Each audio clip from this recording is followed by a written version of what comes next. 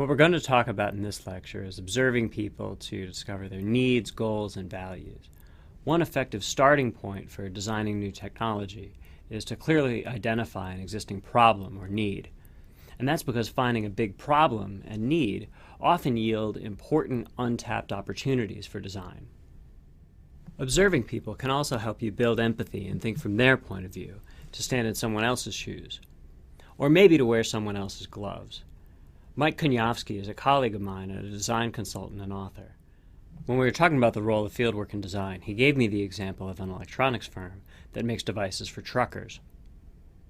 Apparently, the systems were underused, and sometimes when responses were provided, they were pretty minimal.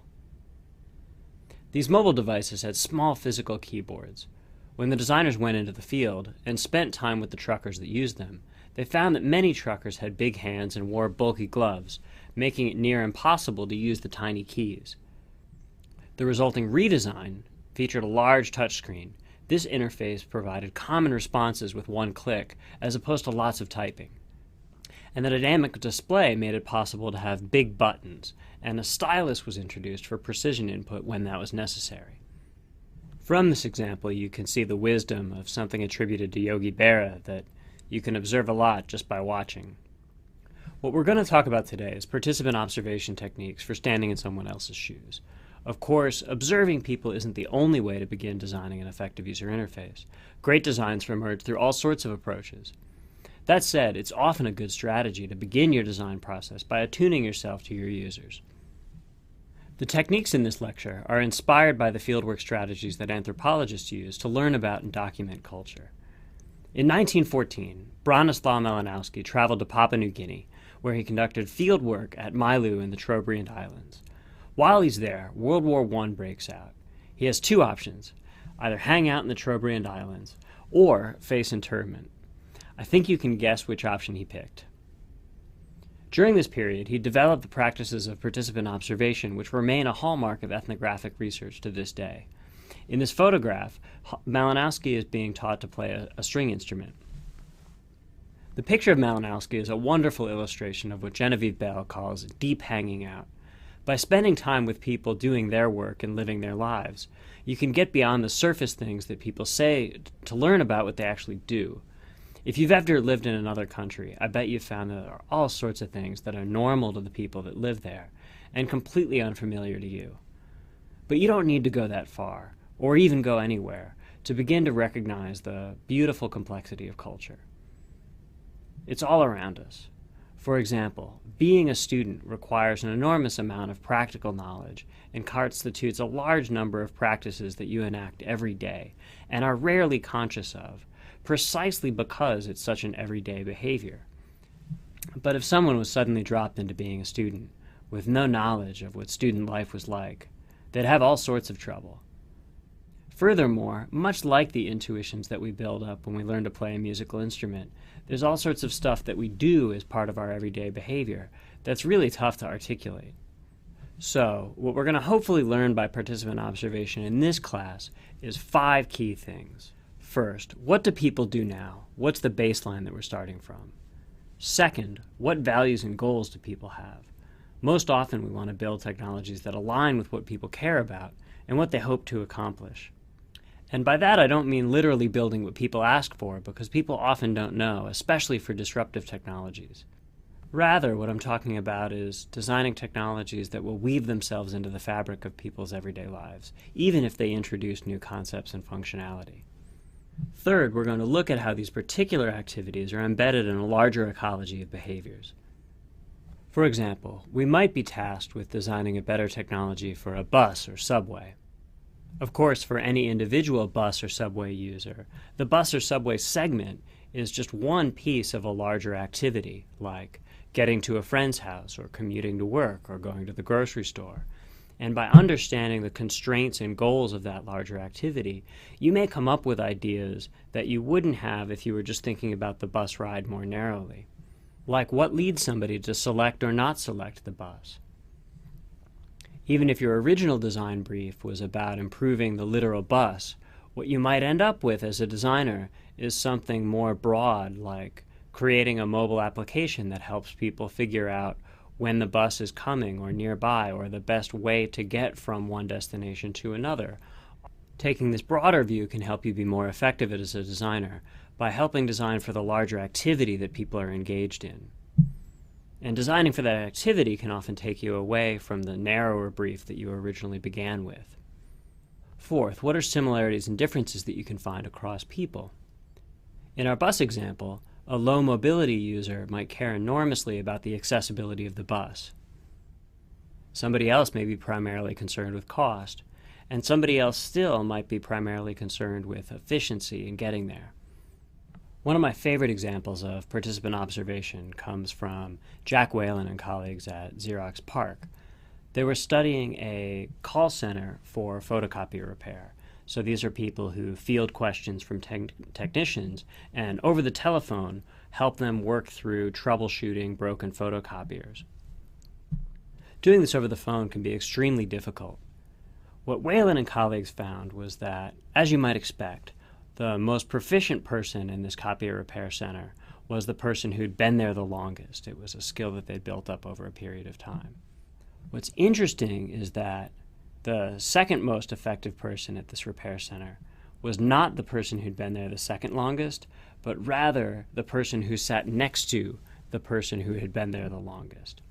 What they realized was that by sitting next to an expert, these repair technicians were able to pick up all of the informal skills of doing repair work that aren't written down in manuals anywhere. And it's this apprenticeship model that helped somebody really excel in their job. One effective strategy for learning about the work practices of your users is to apprentice yourself. For example, my former PhD student, Ron Ye, did his dissertation on software tools for field biologists. And as part of his dissertation research, Ron, in essence, became a deputy field biologist. He trained as a docent up at the Jasper Ridge Preserve near Stanford, and he accompanied a field biology group with them on their field site trips to places like the Mexican rainforest. So as you can see, another advantage of doing field work in technology design is that you get to go to lots of fun places too sometimes. Even say you were interested in making a better supermarket checkout system, you might apprentice as a clerk.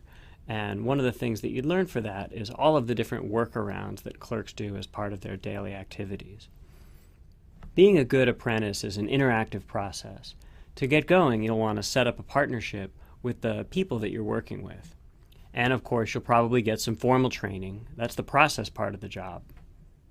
Often that formal training includes a bunch of asides if you're getting trained by somebody who currently does that job. And those asides are the extemporizing that happens as part of the job. And definitely, once you actually get involved, you'll realize all of the everyday hacks and workarounds. If you see something that catches your eye, it can be important to validate that with those that you're working with. And so you can reflect things that you see back to people, and that can help you understand why those things are being done.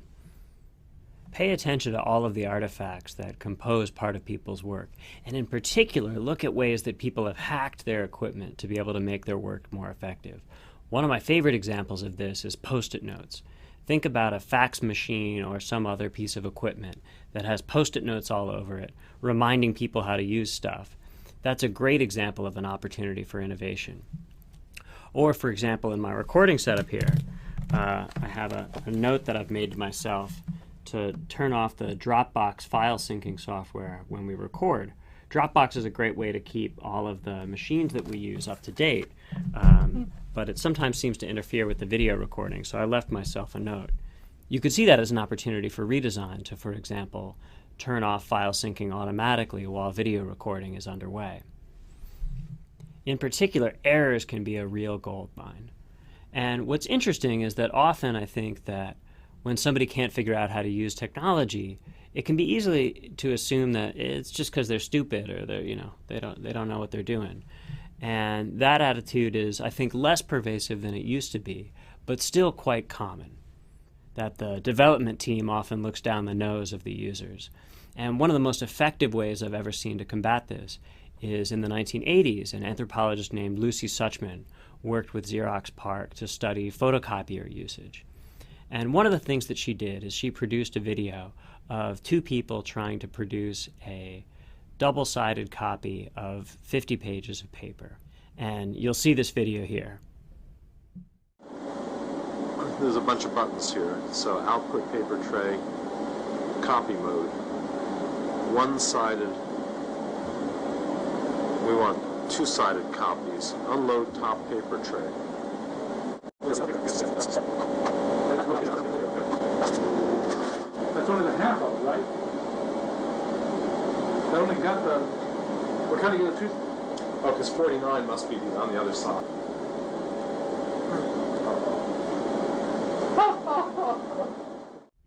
This video has become a legend in the human-computer interaction field. We saw just a short clip out of what's a much longer video. And legend has it that when this video was shown, the executives said, well, you know, those users are just dumb. They don't know what they're talking about. They don't know what they're doing. And at that moment, Lucy Suchman and John Seely Brown, who collaborated with her on this work, gave the reveal, which is that those two users were Alan Newell and Ron Kaplan, two of Xerox's premier research scientists. They were giants of computer science research, and in this way you couldn't say it was because they didn't know how to use technology. All of a sudden it made you realize that if you were unfamiliar with a particular piece of technology, that's stuff that could be a lot more difficult, and that led Xerox to help focus more strongly on the user interface. What we've talked about throughout this lecture is the difference between what people say and what people do, and I'd like to close by giving an example from Walmart. A couple of years ago in a survey, Walmart asked its customers whether they would like the aisles to be less cluttered. I bet you can guess what the response is. Yes, I think anybody, if asked that way, would say, I'd love the aisles to be less cluttered. So, very diligently, in response to the survey results that Walmart got, they decluttered their aisles. As this news article reports, Walmart spent hundreds of dollars decluttering its aisles, removing inventory, cleaning things up. And what happened is that they lost $1 billion in sales. This seems surprising. They did exactly what people asked, right? But Walmart made two mistakes that, after having taken this class, you'll be able to avoid. The first is that they paid attention to what people said rather than what they did. The second is that their survey asked a leading question: would you like the aisles less cluttered? Put together, this gave them a direction that was exactly the opposite of what turned out to be the most effective. I hope these techniques that we've covered today and these examples will help you as you do your need finding in your project assignment. And if you're curious and would like to learn more, here's a few resources that you can use.